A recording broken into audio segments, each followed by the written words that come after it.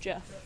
Sir, I'd like to open with a question about the Fed. The president finished his interviews this week and said in an interview with Fox Business that he would consider having Powell and Taylor come to the Fed together. Should we take that as a signal that the other candidates are not going to get the job? We still don't have an announcement on that, as the president said. That's something that's certainly under consideration, but he hasn't ruled out a number of options, and he'll have an announcement on that soon in the coming days. What else is he looking for as he makes his decision? As you know, I'm not going to get ahead of a big announcement like that the president himself will make, but we'll keep you posted when we're ready to roll that out. Blake. On that note, Janet Yellen, the president was extremely critical of her during the campaign, saying at one point she was too political, that she should be ashamed of herself, essentially said she was a political arm of the president and Hillary Clinton. Now he said some rather nice things about her, most recently a couple times that he respects her. What has changed in his thinking as it relates to Janet Yellen over the last year, and can you shed some light on their relationship? I think them having the opportunity to spend some time directly communicating with one another, certainly through this process. But beyond that, again, I'm not going to weigh any further into this process and where we are, other than the fact that the president will make an announcement on it soon. When is the president himself going to weigh in on what happened to those 4 special ops soldiers in Niger? I'm sorry, I'm not sure I follow your question there. Will the president address publicly, and if so, when? What exactly happened to these 4 special ops soldiers? Yeah, as we said, as General Kelly specifically addressed several times yesterday, that the Department of Defense has initiated a review which occurs anytime there's an American that's killed in action. We're going through that process. The President, the Department of Defense, and frankly the entire country and government want to know exactly what happened. And the President and the nation are grateful for those 4 American heroes, and we won't rest until we get some answers, and that's part of this process, and that's what they'll do. And when the time is appropriate, we'll talk about the details of the investigation. Sarah, the South Florida Sun Sentinel released a video of Congresswoman Wilson's speech in 2015. In the speech, it doesn't appear that she referenced funding for the FBI building in South Florida. Does General Kelly still stand by the statement that he made yesterday, that he felt that she was grandstanding and that she was taking credit for Absolutely. funding? General Kelly said he was stunned that Representative Wilson made comments at a building dedication honoring slain FBI agents about her own actions in Congress, including lobbying former President Obama on legislation. As General Kelly pointed out, if you're able to make a sacred act like honoring American heroes all about yourself, you're an empty barrel. If you don't understand that reference, I'll put it a little more simply. As we say in the South, all hat, no cattle. Well, in fact, have you seen the speech? I have. And then you know that most of it was her effusively praising these FBI agents. And when she was talking about what she did in Congress, she was not talking about securing $20 million. She was talking about naming the building for these FBI agents, who she then went on to effusively praise. And that was the bulk of the speech. She also mentioned that, and she also had quite a few comments that day that weren't part of that speech and weren't part of that video, that were also witnessed by many people that were there. What General Kelly referenced yesterday. Tell us specifically, because exactly what he said. There was a lot of grandstanding. He was stunned that she had taken that opportunity to make it about herself. Can he come out here and talk to us about this at some point? I think so he's addressed that pretty straight? thoroughly yesterday. No, he was wrong yesterday in talking about getting the money. The money was secured before she came into Congress. If you want to go after General Kelly, that's up to you, but I think that if you want to get into a debate with a 4-star Marine general, I think that's something highly inappropriate. Go ahead. Thank you, Sarah. When President Trump spoke at the CIA building in January in front of the stars of 117 CIA agents who had fallen and been killed in the line of duty, he talked about a number of different things, including a lot about himself. He talked about the fake news attacking him. He talked about the MLK bus and the controversy over that. He talked about the crowd size at the that wasn't an event set to memorialize those individuals. That was a celebration talking about the transfer of power. It's two very different events. If you look at the president's comments at events like the 9/11 ceremony earlier this year, those were very somber. Those were focused specifically on those events. Those are not even apples to apples, so that's not a fair comparison. Jordan? Thank you, Sarah. putting the Congresswoman aside for a second, I want to focus on what the mother of Sergeant Johnson said.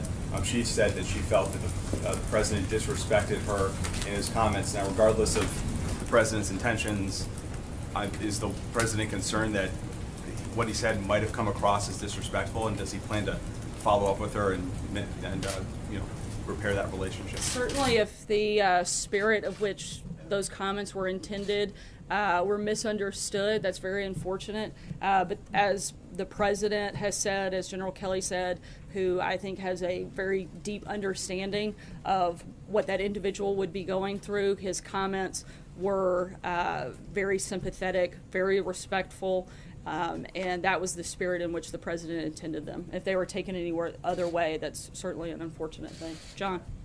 Thanks a lot, Sarah. The 43rd President of the United States, President George W. Bush, made some comments up in New York City yesterday, and I'd like you, if you could, just to address some comments that he made just concerning the issue of Russia, specifically Russian influence in the United States.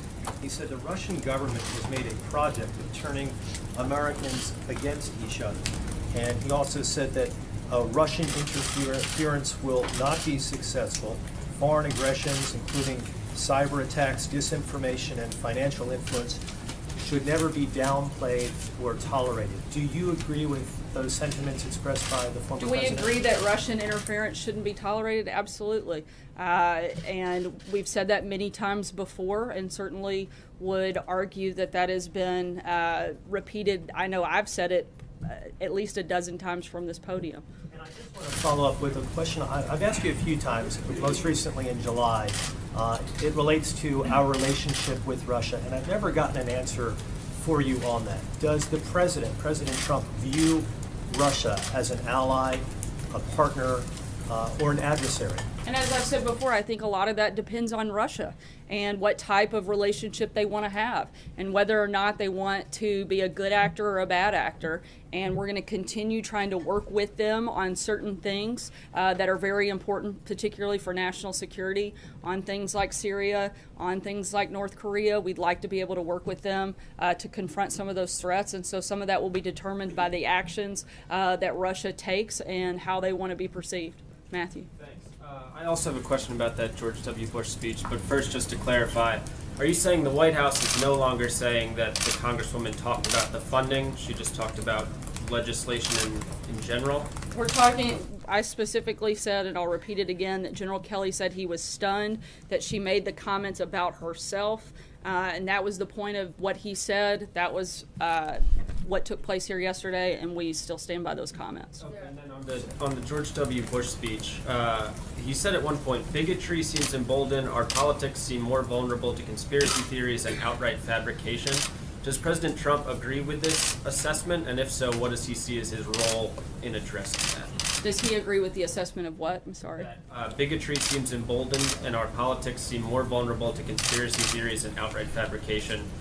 Those were former President Bush's words. I think if anybody is pushing a lot of fabricated things right now, I think most of that would be coming from the news media, and we would certainly agree with that sentiment. David? What about the bigotry? I'm sorry, I've called on David. The President signed an executive order today. Basically, what it appears to do is it allows the Pentagon to recall retired officers into duty under the 9/11 authority that he has. What's the reason for this executive order? I don't have anything further on that, and I'll have to get back to you, David. Sarah? General Kelly was obviously very upset that this has now become a political conversation, the President's call with the widow, and I think more broadly the fallout of the soldiers that were killed in Niger. So why did he feel like it was appropriate to come out here to call a Congresswoman an empty barrel rather than calling her privately like he's done with other members of Congress who've been critical of the President? And why did President Trump feel the need to take that even further today and tweet about her?